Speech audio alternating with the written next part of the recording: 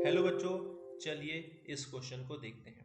इसमें कहा जा रहा है which of the following forces are called the fundamental forces.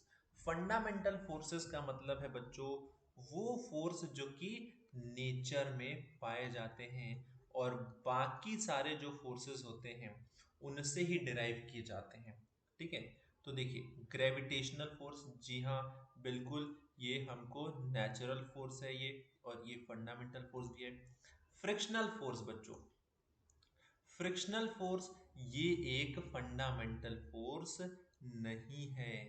Electrostatic force ये एक फंडामेंटल फोर्स है। इलास्टिक फोर्स ये एक फंडामेंटल फोर्स नहीं है। न्यूक्लियर फोर्स ये एक फंडामेंटल फोर्स है। And force due to surface tension ये एक फंडामेंटल फोर्स नहीं है।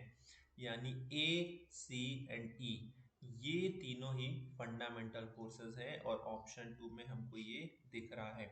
तो इस पर्टिकुलर क्वेश्चन का आंसर हो जाएगा ऑप्शन टू, जहां पर gravitational force, electrostatic force and nuclear force fundamental forces हैं। आई होप आपको क्वेश्चन समझ में आ गया होगा। Thank you.